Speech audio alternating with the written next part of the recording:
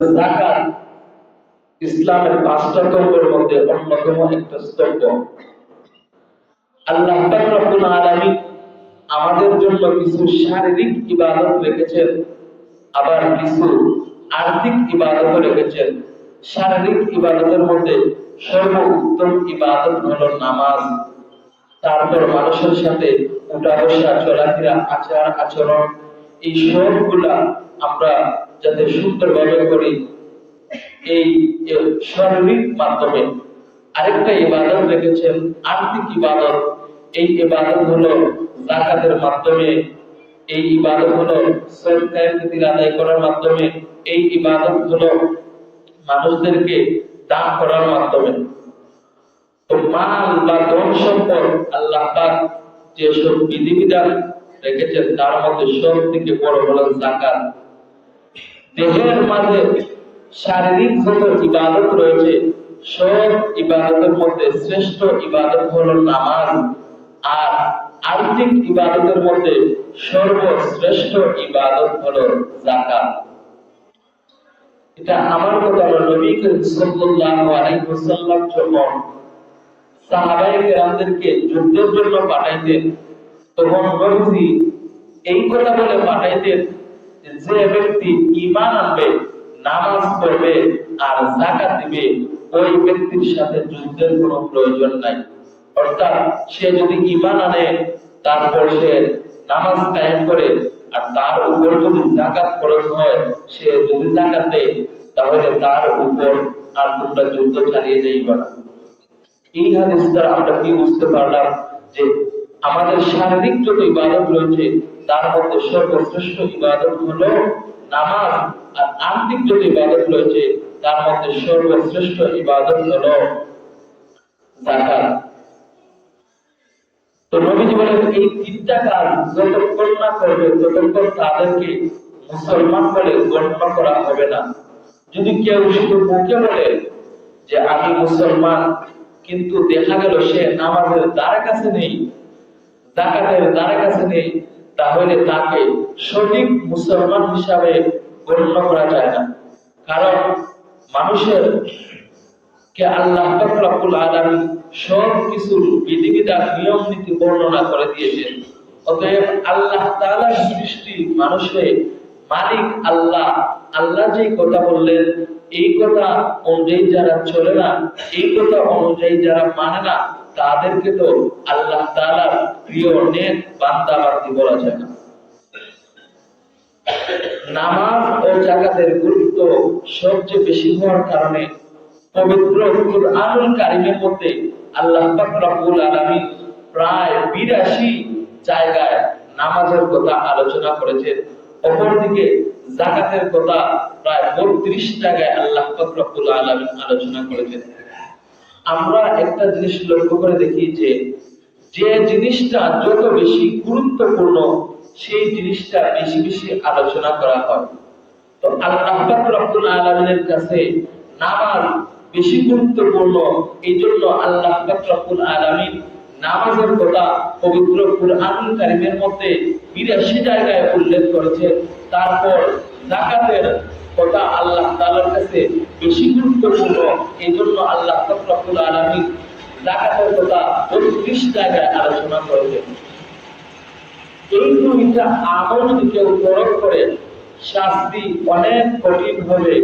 নবী করিম সাল্লাল্লাহু আলাইহি ওয়াসাল্লাম হাদিসের মধ্যে ইরশাদ ফরমান, মান হাফাযা আলাইহা কানাত লাহু নূরুন ওয়া বুরহানুন ওয়া নাজাতুন ইয়াওমাল কিয়ামাহ ওয়া মান লাম ইউহাফিজ আলাইহা লাম ইয়াকুল লাহু নূরুন ওয়ালা বুরহানুন ওয়ালা নাজাতুন কানা ইয়াওমাল কিয়ামাতি মা ফিরআউনা ওয়া হামানা ওয়া উবাই ইবনে খালফ।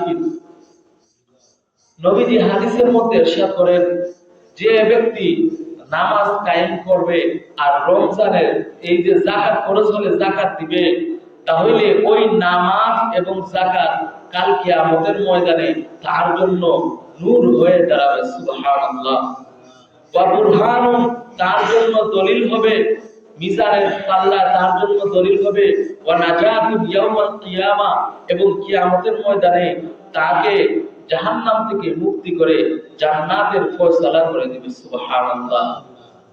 অপরদিকে যে ব্যক্তি নামাজ পড়বে না, যাকাত ফরজ হলে যাকাত আদায় করবে না, ওই ব্যক্তির জন্য নূর হবে না, দলিল হবে না, এবং তাকে জাহান্নাম থেকে মুক্তি করে জান্নাতে দেওয়া হবে না। তারপর নবীজি আরো বলেন, তার হাসর হবে কার সাথে জানো? সব থেকে নিকৃষ্ট যে কাফির তাদের মধ্য থেকে অন্যতম হলো ফেরাউন, হামান এবং উবাই ইবনে খালফের সাথে। এই হাদিসের মাধ্যমে আমরা যাকাত এবং নামাজের যে কতটুকু গুরুত্ব তা আমরা জানতে পারলাম। আল্লাহ পাক রব্বুল আলামিন কুরআনুল কারীমের মধ্যে বলেন, ওয়াল্লাযীনা ইয়াকনিজুনা আয-যাহাবা ওয়াল ফিদ্দা ওয়া লা ইউনফিকুনা ফী সাবিলিল্লাহ ফাবাশশিরহুম বিআযাবিন আলীম। যারা স্বর্ণ বা রূপা টাকা পয়সা সঞ্চয় করে রাখে, আল্লাহর রাস্তায় সেটা ব্যয় করে না, ফাবাশশিরহুম বিআযাবিন আলীম, তাদেরকে যন্ত্রণাদায়ক আযাবের সুসংবাদ দাও। তো আল্লাহ পাক রব্বুল আলামিন বলেন, যারা স্বর্ণ রূপা টাকা পয়সা জমা করে রাখে, তো আপনি যদি এই টাকা পয়সা আপনার যদি সদকা ফিতর ওয়াজিব হয়ে থাকে, সদকা ফিতর আদায় করেন, যাকাত ফরজ হইলে যাকাত আদায় করেন, দান সদকা করেন, তাহলে তাদের জন্য এই শাস্তির কথা না। আল্লাহ বলছেন, যারা যাকাত দেয় না, দান সদকা করে না, ফিতরা আদায় করে না, সামর্থ্যবান হওয়ার পরেও তারা যদি শুধু মাল জমা করে থাকে আর আল্লাহর রাস্তা দান করে না, তাদের জন্য যন্ত্রণাদায়ক আযাব। তো এই জন্য আমরা আমাদের যাদের যে নেশাব আছে যাকাত ফরজ হওয়ার, সদকা ফিতর ফরজ হওয়ার, আমরা আমাদের মাল হিসাব করে করে আমরা আমাদের যাকাত দিব। সামনে সদকা ফিতর আছে, সদকা ফিতর আমরা আদায় করব। আমরা যদি সদকা ফিতর এবং যাকাত আদায় করি না, কাল কিয়ামতের ময়দানে ওই সম্পদ আমাদের জন্য কি করবে? নবী করিম সাল্লাল্লাহু আলাইহি ওয়াসাল্লাম বলেন যে কাল কিয়ামতের ময়দানে ওই সম্পদকে তার গলার মধ্যে একটা সাপ হিসাবে বানানো হবে। সাপের আকৃতি দিয়ে এই সাপটা তার গলার মধ্যে পেঁচিয়ে রাখবে এবং তার নাকে মুখে সব জায়গার মধ্যে কামড় দিবে। কামড় দিয়ে বলবে যে আনা কানসুকা, আমি হইলাম তোমার মাল, আমি হইলাম তোমার সম্পদ। এইভাবে দংশন করতে থাকবে।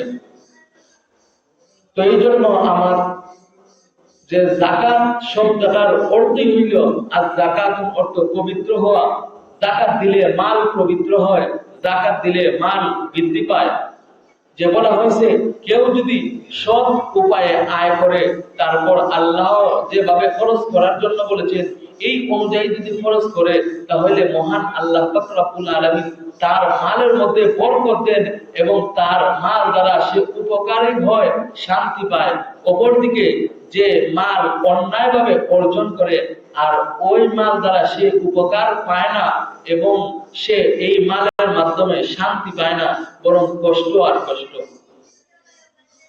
আল্লাহ পাক রব্বুল আলামিন আরেক আয়াতের মধ্যে বলেন, আনফিকু মিম্মা রাযাকনাকুম, আমি আল্লাহ পাক রব্বুল আলামিন তোমাদেরকে যা দিয়েছি তা থেকে আমার রাস্তা ব্যয় করো। আল্লাহ তাআলা তো এখানে চাইলে বলতে পারতেন, তোমরা যে সম্পদ আছে এই সম্পদ থেকে আল্লাহর রাস্তা দান করো। না, আমরা যে এখন যা সম্পত্তি হাতাইতেছি বা আমরা নিজের মনে করতেছি, এই সম্পদের প্রকৃত মালিক কিন্তু আমরা নয়। কারণ কুলিল্লাহুম্মা মালিকাল মুলক তুতিল মুলকা মান তাশা, এই দুনিয়াতে যা কিছু আছে সব কিছুর মালিক হলেন আল্লাহ পাক রব্বুল আলামিন। তো এই যে আমাদেরকে সামান্য সময় এখানে দিয়েছেন আমাদের হাতে, শুধু আমাদেরকে মনে করতে পারেন যে ক্যাশিয়ার হিসাবে। যে দেখেন একটা দোকানের মধ্যে যদি একজন ক্যাশিয়ারকে রাখা হয় আর ক্যাশিয়ারকে যদি মালিক বলে যে আমার কর্মচারী যারা আছে তাদেরকে 50,000 টাকা সকলকে বেতন বন্টন করে দিবে বা 1 লাখ টাকা বন্টন করে দিবে, তখন ওই ক্যাশিয়ার দিতে বাধ্য। কিসের জন্য? এই টাকা যদিও তার হাতে, কিন্তু এই টাকার প্রকৃত মালিক ক্যাশিয়ার নয়, বরং তার যে মালিক রয়েছে সে হলো প্রকৃত মালিক। ঠিক তেমনি ভাবে আমাদের যা সম্পত্তি আছে এই সম্পত্তির প্রকৃত মালিক হলেন আল্লাহ তাআলা। আল্লাহ তাআলা বলছেন, যে আমার দেওয়া রিজিক থেকে, আমার দেওয়া মাল থেকে তোমরা আল্লাহর রাস্তায় খরচ করো, আল্লাহর রাস্তায় দান সদকা করো। তো এই জন্য আমাদের সামর্থ্য অনুযায়ী আমরা আল্লাহর রাস্তায় দান করব। এখন আসেন যে যাকাত কাদের উপর ফরজ, যাকাতের হিসাব আমরা কিভাবে করব, যাকাত কাদেরকে দিব, এই তিনটা বিষয় খুব গুরুত্বপূর্ণ। প্রথম নাম্বার হইল যে যাকাত কাদের উপর ফরজ। যে যাকাত হলো ওই সমস্ত মানুষের উপর ফরজ যাদের কাছে 7.5 তোলা স্বর্ণ, অর্থাৎ 7.5 ভরি স্বর্ণ অথবা 52 ভরি রূপা বা সমপরিমাণ কোনো কিছু যদি তার কাছে থেকে থাকে, আর এই মালটা 1 বছর অতিক্রম হয়, তাহলে তার উপর যাকাত ওয়াজিব। বা এটাকে এইভাবেও নিতে পারেন যে 7.5 ভরি স্বর্ণ যদি কারো কাছে না থাকে, 52 ভরি রূপা যদি কারো কাছে না থাকে, কিন্তু এই পরিমাণ টাকা রয়েছে বা এই পরিমাণ ব্যবসায়িক মাল রয়েছে, এই মালগুলা যদি বেচা হয় বা এই টাকা যদি সোনা ধরা হয়, তাহলে 7.5 ভরি সোনা কিনা যাবে বা 52 ভরি রূপা কিনা যাবে। এই সম পরিমাণ টাকা আছে বা এই সম পরিমাণ ব্যবসায়িক মাল আছে, তাহলে ওই ব্যক্তিদের জন্য যাকাত ফরজ। তবে যাকাতের মধ্যে কিন্তু ঘরের যে আসবাবপত্র রয়েছে, এই আসবাবপত্র হিসাব বাহিরে থাকবে এবং সদকায়ে ফিতরের মধ্যে হিসাবের সময় নিজের মালের সাথে নিজের যে আসবাবপত্র যে জিনিস আছে, যেমন ফার্নিচার, ঘর, এইসব কিছু হিসাবের মধ্যে ঢুকবে। তো এই হলো যে যাকাত ওই সমস্ত মানুষের উপর ফরজ। গত কয়েকদিন আগে রিচার্জ হয়েছে প্রায় 1,70,000 টাকা যাদের কাছে আছে, আর এই টাকাটা 1 বছর অতিক্রম হয়েছে, তাদের উপর যাকাত ফরজ। আর ইসলামিক ফাউন্ডেশন কর্তৃক গত কয়েকদিন আগে বৈঠক করা হয়েছে যে সদকায়ে ফিতর কত করে নির্ধারণ করা, যে সর্বনিম্ন সদকায়ে ফিতর হলো 110 টাকা করে। তো এই যে সদকায়ে ফিতর এবং যাকাত আমরা কতটুকু দিব, তার হিসাব কিভাবে, যে আমাদের সম্পত্তির যে বললাম এই যে শতকরা 2.5 টাকা, অর্থাৎ কারো 1 লাখ টাকার মধ্যে আসবো 2,500 টাকা। এইভাবে আমরা আমাদের সম্পদ হিসাব করে কারো কাছে যেমন ধরুন 2 লাখ যদি থাকে, তাহলে আসবো 5,000 টাকা। তো এইভাবে আমরা যাকাত দিব। এখন আসেন যে আমরা কাদেরকে যাকাত দিব, এই যাকাতের হকদার কে কে। তো এই যাকাতের হকদারকে, যে যার নিকট নিসাব পরিমাণ মালের মালিক আছে, তার নিকট তাকে যাকাত দেওয়া যাবে না। মা, বাপ, দাদা, পরদাদা, এইভাবে নিজের যে উপরের স্তরের মানুষ যারা আছে, তাদেরকে যাকাত দেওয়া যাবে না।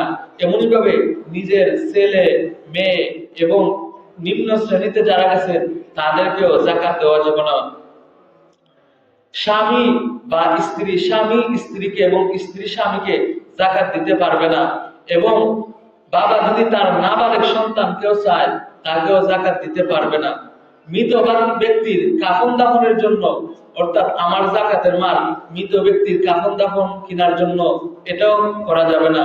এবং এই যাকাতের মাল দ্বারা আপনি মসজিদ, মাদ্রাসার বা কোনো মানুষকে, যে এমনিতে বেতন হিসাবে আপনার ঘরে একজন মানুষ থাকে, এই মানুষকে বেতন হিসাবে এই যাকাতের মাল দিতে পারবে না। মসজিদ, মাদ্রাসা উন্নয়নের কাজেও এই যাকাতের মাল ব্যবহার করা যাবে না। বা যাকাতের মাল দ্বারা সামাজিক যে কাজ আছে, এই যে সামাজিক কাজও করা যাবে না। তো যাকাতের মালিককে, যাকাতের পাওনাদারকে, প্রথম নাম্বার হলো যাকাতের মালিক হইল ফকির। ফকির বলতে আমরা যদিও বুঝি নেই যে আমাদের কাছে যারা ভিক্ষা করে এরা ফকির, কিন্তু না, কিতাবের ভাষায় ফকির হইল ওই সমস্ত মানুষ যাদের কাছে নেসাব পরিমাণ মাল নাই, অর্থাৎ যাদের উপর যাকাত ওয়াজিব না, তাদেরকেও আপনি এই যাকাতের মাল দিতে পারেন। 2 নাম্বার হলো মিসকিন, যারা নিশ্চয় কোনো কিছু নাই, রিক্ত হস্ত, মানে কোনো কিছুর ব্যবস্থা নাই, তাদেরকে আপনি যাকাতের মাল দিতে পারেন।